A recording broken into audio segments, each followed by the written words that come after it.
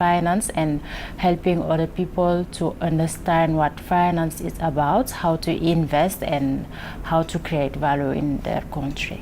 When I get back to my country, I will return to my previous job as a lecturer in the university, work with the students and cooperate with my colleagues in research using the knowledge, information and experience I got here during my doctorate in Spain. Regarding my plans when I return to my country, during my master thesis, I elaborated an emergency water action plan that can help or contribute in improving the inland water management system in Cameroon. Y lo que voy a intentar trasladar a mi sociedad es el feminismo y el intentar de exponer que la mujer tiene realmente un papel más amplio que lo que le dan ahora mismo en mi país. Agradezco muchísimo a la Fundación Mujeres por África por esta oportunidad, pero también por haber sido como una familia para mí, porque como lo he dicho, la integración no era muy fácil con mis compañeros de clase, pero cada vez que tenía problema, cada vez que necesitaba exteriorizar algo, cada vez que quería derramar lágrimas, encontraba siempre las puertas abiertas aquí y venía, decía la pena que tenía y la gente me escuchaba y luego regresaba siempre con la risa y solo una familia te puede hacer esto. Es porque les agradezco muchísimo por la oportunidad y también por la contribución personal y familiar. Me he sentido muy bien aquí con ellos. Es que esto es un comienzo no solo de una larga amistad, que ya eso sería más que suficiente, sino un comienzo del recorrido de un camino junto a favor del desarrollo, a favor de la democracia, a favor de la paz, a favor de la igualdad. Una vez terminadas las estancias en las universidades españolas, las alumnas volverán a sus países, mientras Mujeres por África, la UNED y el resto de universidades participantes en el proyecto continúan confiando en hacer de la educación una auténtica realidad.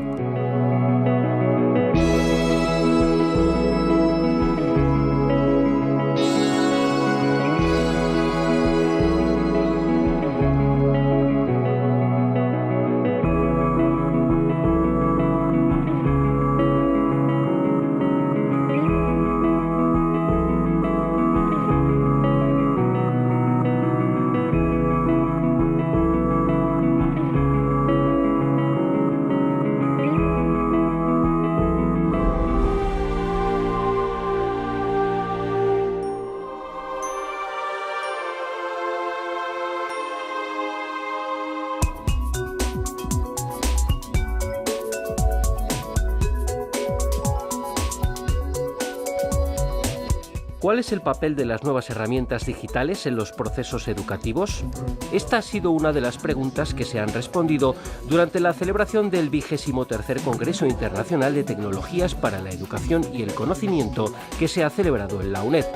Un encuentro en el que expertos nacionales e internacionales se dieron cita para debatir sobre los nuevos impulsos y posibilidades que tiene la docencia. Así se explicó durante la inauguración y presentación del Congreso. Celebramos el 23º Congreso dedicado a la adaptación de la tecnología a los procesos educativos y trabajamos singularmente la diversidad educativa, la armonización de las competencias y vemos qué transferencia tiene el dominio de las competencias al desarrollo profesional. Esto va a darle al Congreso un gran impacto, tanto nacional como internacional. Pues supone la creación de un foro muy adecuado para debatir, reflexionar en torno a un tema absolutamente fundamental como es el papel de las tecnologías en la educación. En ese sentido, creo que nos debemos también felicitar por la presencia de investigadores de otras universidades, especialmente de países latinoamericanos, que han venido precisamente para compartir con todos nosotros el resultado de sus investigaciones. Durante 3 días, profesores, alumnos y ponentes buscaron nuevos enfoques para la docencia y analizaron en qué dirección deben ir las tecnologías. Todo con el objetivo de ofrecer un contexto adecuado para el intercambio de propuestas, innovación y formación. Creo que es un evento muy rico académicamente y que nos permite nuclear la colaboración a nivel internacional junto con diferentes grupos de investigación que existen en distintas universidades de Latinoamérica y de Europa. Y con ello, bueno, poder compartir la contribución en los hallazgos de investigación que tenemos en conjunto con otros grupos académicos que trabajamos constantemente en el tema de la interculturalidad, de la multiculturalidad, de la diversidad, de la inclusión y el uso de las tecnologías. Gracias a las tecnologías, los estudiantes pueden acceder de una forma más rápida a las fuentes de conocimiento y mejorar el aprendizaje. También facilitan la comunicación entre profesores y alumnos, motivos por los que se debe apostar por este modo de trabajo. Nos permiten hacer, por ejemplo, acceder a la información independientemente del espacio y el tiempo en el cual estemos ubicados. Nos permiten acceder a información en diferentes tipos de fuentes audiovisuales, fuentes en formato realidad aumentada, fuentes en formato en realidad virtual o simplemente en formato multimedia. Y también nos permiten pues, organizar con los estudiantes acciones de trabajo colaborativo y permiten también que podamos comunicarnos a través de diferentes herramientas de comunicación tanto sincrónica como asincrónica.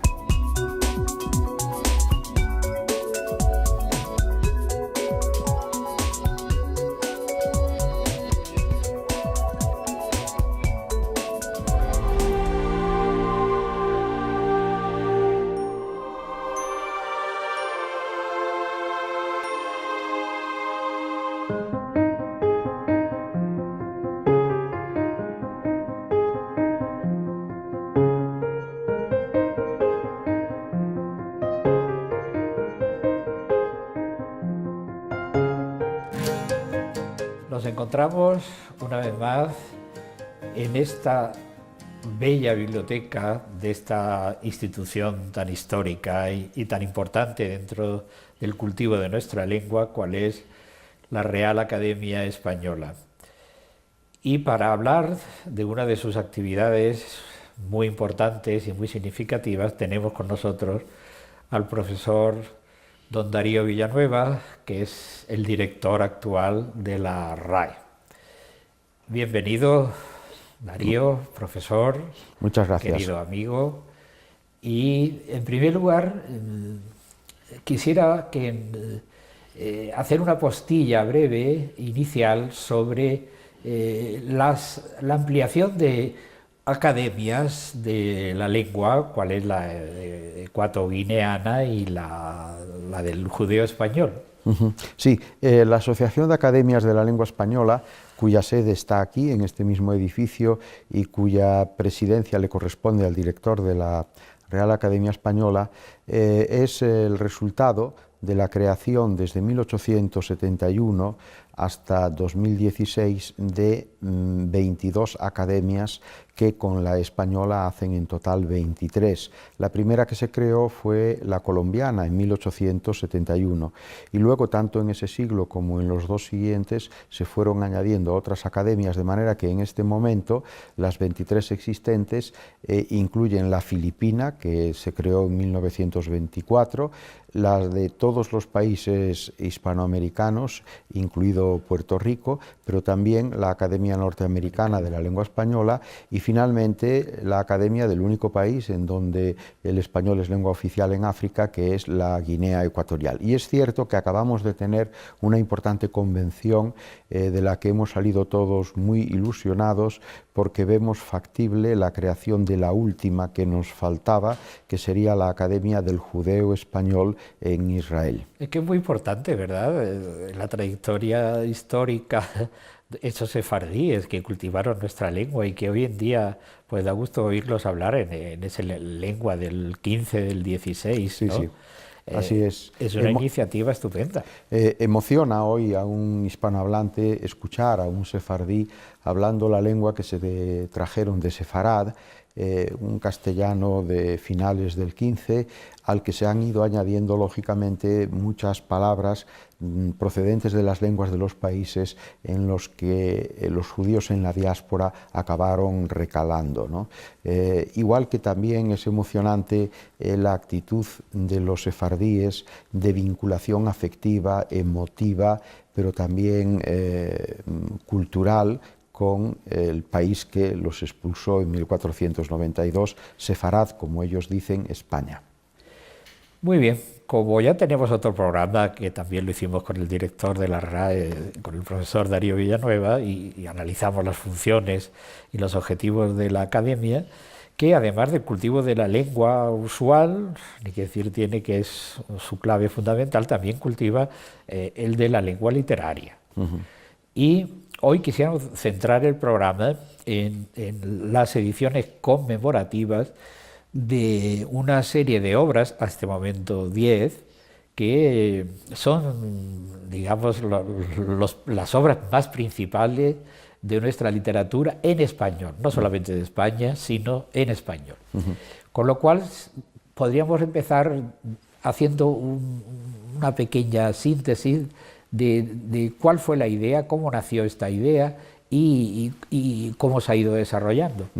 La idea nació en el seno de la Asociación de Academias de la Lengua Española, de manera que las obras que publicamos llevan el sello tanto de ASALE, que es el acrónimo correspondiente, como de la Real Academia Española. Que también hemos dedicado un programa a la asociación. Claro, que sí que es una organización verdaderamente fundamental. Entonces, en este contexto de ASALE, cuando estaba a punto de cumplirse el centenario de la primera parte del Quijote, allá a principios de nuestro siglo XXI, se acordó crear una serie de ediciones conmemorativas de las obras fundamentales en español, aprovechando siempre alguna efemérides.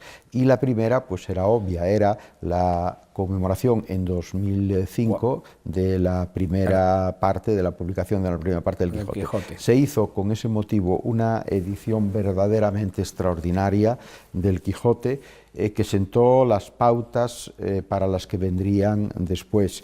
La idea de ASALE y de los editores era, en todo caso, hacer ediciones muy solventes, muy arropadas por estudios, pero con un carácter popular que, por ejemplo, en este caso se cumplió a rajatabla, porque este Quijote es el Quijote más leído de todas las ediciones que el Quijote ha tenido a lo largo de los siglos. ¿Cuántos ejemplares más o menos? 3 millones de ejemplares se vendieron en España y en toda Latinoamérica y en otros países.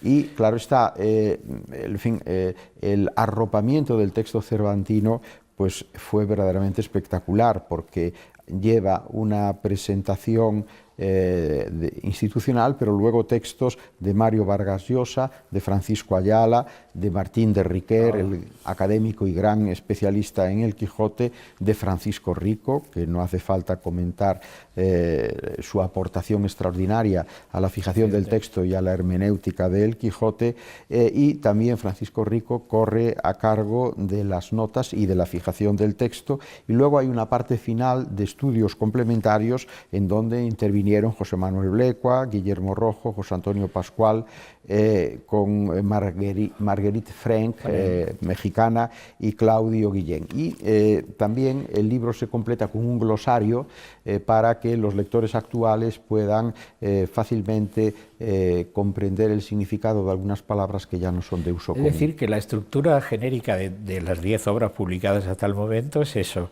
el texto, con una fijación rigurosa y crítica, que a veces lo hacen los propios autores, como veremos luego, los estudios que acompañan y que sirven para aclarar mejor y situar el contexto histórico, literario, etcétera, y luego esas partes de glosario, de léxico, etcétera, que son. El Quijote se volvió otra vez a editar en el 15, ¿no? Exactamente, vista la magnífica acogida que tuvo la primera edición y que se agotó, por supuesto, coincidiendo con el centenario de la publicación de la segunda parte en 2015, lo volvimos a reeditar, incluso hemos añadido algún estudio más y lo mismo hemos hecho, por cierto, con el segundo número de esta serie, que fue 100 años de soledad de Gabriel García Márquez. Sobre el cual hablaremos posteriormente. Una vez ya fijado el Quijote, claro, se han ido entonces una serie de obras también que no son de España, sino de la literatura en español, con esa riqueza que tenemos de los 50 casi millones de hablantes, ¿no? Entonces, en lugar de ir pormenorizando cuando cronológicamente fueron editadas, quizá para nuestros espectadores podría servir de guía pues por núcleos, la prosa y la poesía, ¿no? Y podríamos empezar, si le parece al director, por una novela histórica dentro de un contexto muy genérico de las novelas del dictador de Yo el Supremo. Sí, esta es la última publicación que hemos hecho coincidiendo con el centenario del nacimiento del escritor paraguayo Augusto Roa Bastos. Es la última edición que hemos hecho. Efectivamente, Yo el Supremo, que es una novela que en fin, se basa en el personaje histórico del dictador Francia en Paraguay, es un relato verdaderamente extraordinario, no solo por esa dimensión histórica, sino también porque Roa Bastos sabe integrar de manera fecunda el sustrato del guaraní, de la lengua nativa de Paraguay, con el español de su prosa, y se inserta en esa serie de novelas de dictador que comenzó con la obra de Ramón del Valle Inclán, Tirano Banderas, y que tuvo continuidad en otra inmediata que fue El señor presidente, de Miguel Ángel Asturias, que es el tomo que estamos preparando precisamente este año para conmemorar el premio Nobel de Miguel Ángel Asturias, el guatemalteco Miguel Ángel Asturias. Al final, entre los 10 libros que hemos publicado, hay 2 de autores españoles, que son El Quijote y La Colmena. Hay 2 de autores chilenos, que son 2 poetas además, y premios Nobel de Literatura, Gabriela Mistral y Pablo Neruda, y luego tenemos, por supuesto, un colombiano, Gabriel García Márquez, un mexicano, Carlos Fuentes, un hispano-peruano, Mario Vargas Llosa, tenemos un argentino, que es Jorge Luis Borges, y ahora el escritor paraguayo Augusto Roa Bastos. Ni que decir tiene que son hitos fundamentales dentro de nuestros grandes clásicos y que si iniciamos, digo, por este repaso tan breve con Augusto Roa Bastos, que por cierto también nuestro querido Francisco Ayala, académico y paisano de Granada, mío muy querido, también lo tuvo, Alejo Carpentiero, El otoño del patriarca, es decir, que eso... ese simbolismo de ver cómo el dictador... No solamente Yo el Supremo se refiere, ni que decir tiene, a esa situación histórico-política, sino también a la metateoría del escritor, como es un yo supremo, ¿no? Sí. E incluso Augusto Roa Bastos juega con el significado etimológico de la palabra dictador como alguien que dicta, y eso lo relaciona con el propio proceso de la escritura, porque además se da la circunstancia de que el dictador Francia era un hombre culto y que el desenlace de su dictadura viene precisamente por la aparición de unos pasquines en contra de él, y la reacción del dictador es reprimir a todas las personas del Paraguay que hubiesen podido escribir ese manifiesto. Y de esa realidad histórica podíamos pasar a un núcleo de novelas donde la ciudad es el eje central de la narración muy al estilo de John Dos Passos, Manhattan Transfer, etcétera, y que podíamos empezar, por ejemplo, con Carlos Fuentes, ¿no? La región más transparente. Por cierto que Carlos Fuentes, doctor honoris causa por nuestra universidad, la UNED. Y la región más transparente, que fue, claro, cuando Humboldt va a México y ve aquel valle y dijo, denominó la región más transparente. ¿Qué significado tiene esta novela, que también es del periodo inicial del escritor? Sí, Carlos Fuentes fue un escritor, un académico y un intelectual verdaderamente extraordinario. Todos los que tuvimos la suerte de tratarlo personalmente disfrutamos de una personalidad verdaderamente fascinante, arrolladora, una persona además muy accesible, intelectualmente muy completa, muy comprometida además con lo que significa el mundo hispánico, con todas sus contradicciones y de manera muy especial, claro está, con la lengua. Él fue el que creó esa noción del territorio de la Mancha, recordando a Cervantes, sobre el que escribió páginas admirables, para referirse al espacio en donde todos nuestros escritores utilizan la lengua para producir belleza, para producir arte, para producir grandes relatos. México es una de las megalópolis universales, pero en el mundo hispánico sin duda alguna tiene una impronta que viene además de antes del periodo colonial. Evidentemente hay una tradición precedente, Tenochtitlán, extraordinaria, y la novela de Carlos Fuentes es una de esas novelas de ciudad que ha pasado al repertorio más selecto de la literatura universal. Y que Vargas Llosa, por ejemplo, en una de las ediciones que se han realizado, dejamos México y tomamos Lima también como elemento simbólico de lo que él quiere manifestar y poner. Y claro, nuestro querido Vargas Llosa, además de la doble nacionalidad, Perú por una parte y España por otra, pues es académico de la RAE. Sí, y también de la Academia Peruana.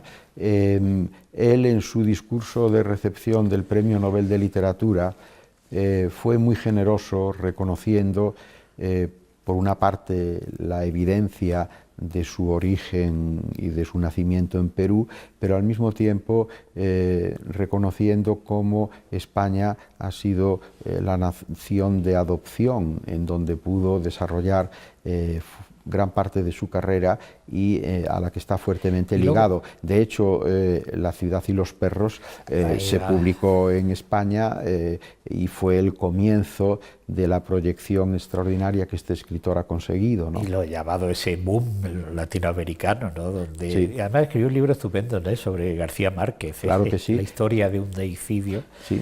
Que procede de una tesis doctoral que él leyó en la Universidad Complutense de Madrid bajo la dirección de quien fue un recordado secretario de esta academia, Alonso Zamora Vicente. Y que con ese título es Lima la que es el simbolismo, ¿verdad?, de una realidad, y sobre todo de ese colegio donde él estuvo, colegio militar, donde... Sí, el Colegio Leoncio Prado es una novela en la tradición de lo que Goethe creó como una novela de aprendizaje o de maduración, ¿no? Y que tuvo problemas con la censura debido sí. realmente a ese, digamos, antimilitarismo, ¿no?, sí. que podría, ¿verdad? Así es, en su momento con la censura española, pero en fin, el asunto se resolvió y hoy, por supuesto, la edición que tenemos es una edición completa y revisada por el propio autor. Cosa que también ocurre con 100 años de soledad. La edición de 100 años de soledad fue revisada por Gabriel García Márquez, corregida.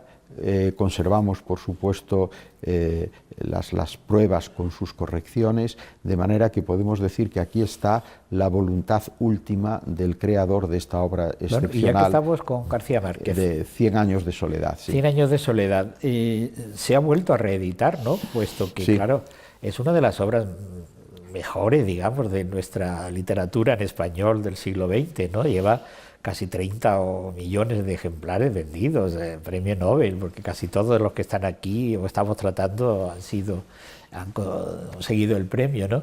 Y traducido a 40 lenguas, una barbaridad. ¿Por qué es tan importante 100 años de soledad? Cien años de soledad se publicó en un momento en que la narrativa europea había decaído extraordinariamente por perder algo consustancial a la novela, que es la narratividad.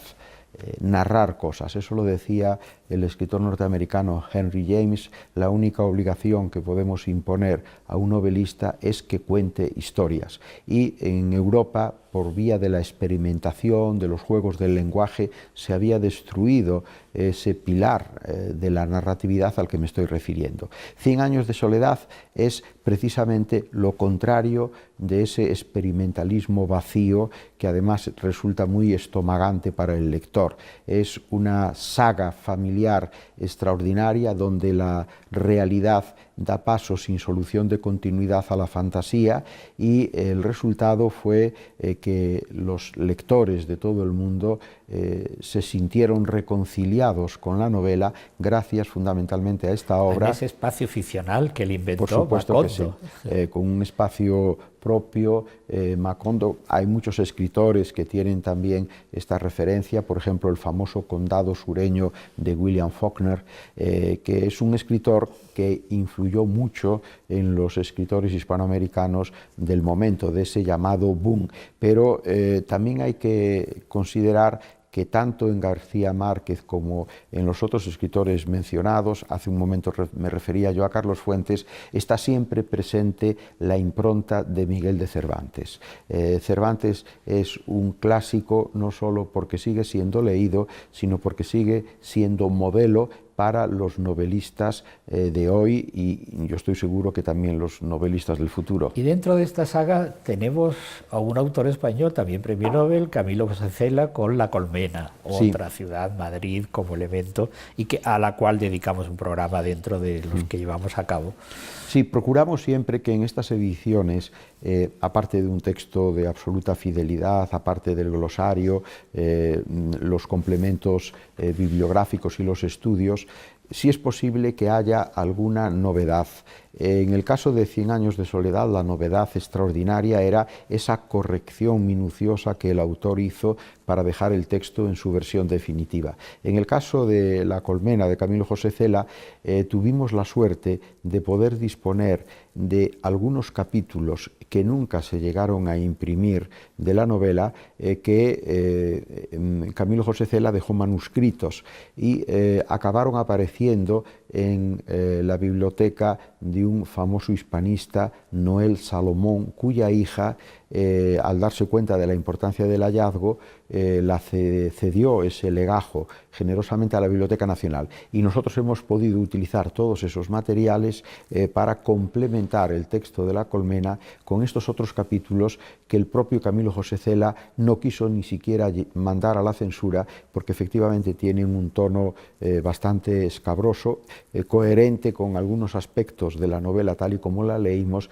pero que nunca llegaron, repito, a publicarse. Y en el terreno de la poesía hay algunas antologías muy significativas, a esas a las que antes nos referíamos, la de Neruda y la de Gabriela Mistral. Sí, y también la de Rubén Darío, evidentemente, la de Rubén Darío, con motivo del centenario luctuoso, el centenario de la muerte de Rubén, que falleció prematuramente a los 49 años, en el año 1916. Es más complejo, la edición de... Bueno, más complejo no, porque se puede realizar, pero digo para el lector, que la finalidad que tienen estas ediciones conmemorativas, hacer las antologías, ¿no? Tanto de Neruda como de esa poeta, pues es un poco olvidada a veces, sí, sin ¿no? duda. Gabriela Mistral. Pero en fin, la primera mujer que escribía en español, que recibió el Nobel de Literatura en el año 1945. Bueno, por cierto, la primera y hasta este momento la única, ¿no? Esas dos antologías de dos autores chilenos, premios Nobel los dos, Neruda y Gabriela Mistral, se prepararon con motivo del Congreso, el Congreso Internacional de la Lengua Española, que se iba a celebrar en Valparaíso, en Chile, en el año 2010. Y que íbamos a ir nosotros, claro, y no pudimos ir. Y prácticamente, puesto ya el pie en el estribo, tuvimos que, en fin, bajarnos. Y para cerrar, puesto que ya no tenemos esa joya maravillosa de escritor que es Borges. ¿cómo no se iba a dedicar a uno Sin de duda los alguna. mejores escritores, ¿no? Tampoco se podía una obra, se hizo una antología, ¿no? ¿Y qué destacaríamos de esa antología para que nuestros lectores pudieran acceder a un Borges, más que ensayista, en este caso, creador? Sí, nosotros estamos muy satisfechos porque incluso en Argentina este trabajo se ha valorado muy positivamente y hay una coincidencia en que el título que lleva el volumen es un acierto. El título es Borges Esencial. Por supuesto lo hemos hecho con dirección de la Academia Argentina de Letras y su director al frente, José Luis Moure, pero en este volumen ofrecemos una visión muy completa de Borges que incluye sus relatos, que incluye sus ensayos, pero que incluye también su poesía. El Aleph, por ejemplo, sería una narración, por llamarle de algún modo, ¿no?, que nuestros espectadores podían leer como consecuencia de esta primera aproximación tan breve. Todo Borges es muy recomendable. Él cultivó fundamentalmente formas cortas de narración o de ensayo. A veces no hay frontera que separe un relato borgiano de un ensayo suyo, porque son todos escritos rezumantes de sabiduría, de lecturas, de visión cosmopolita de la creación literaria, pero con un componente humano muy fuerte. Borges fascina a quien se acerca a él. Incluso como un antecedente de Internet, ¿no?, por todo ese espejo, sí, claro, por circularidad. Sí, ese salto de un tema a otro tema con una afluencia verdaderamente asombrosa, ¿no? Pues debemos de terminar agradeciendo al profesor Darío Villanuevas su disponibilidad, la presentación que nos ha hecho de estos 10 volúmenes, que son 10 grandes clásicos que todos los amantes de la literatura, si ya conocen, pues releerlos en esa bella edición que se ha hecho y que está disponible para que todos podamos una vez más disfrutar, releer y que nos sirva para ser otras personas, ver otros mundos, y que la literatura en español tiene una fuerza muy recia, muy vigorosa y muy bella por otra parte. Pues muchas gracias. Gracias, muchas gracias.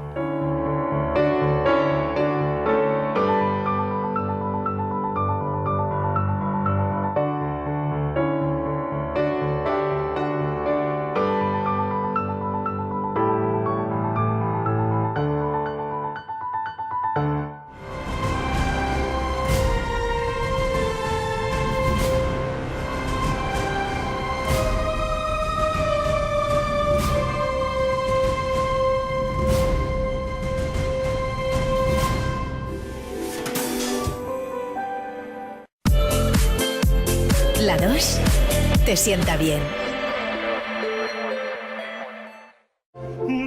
Una voz pura y brillante.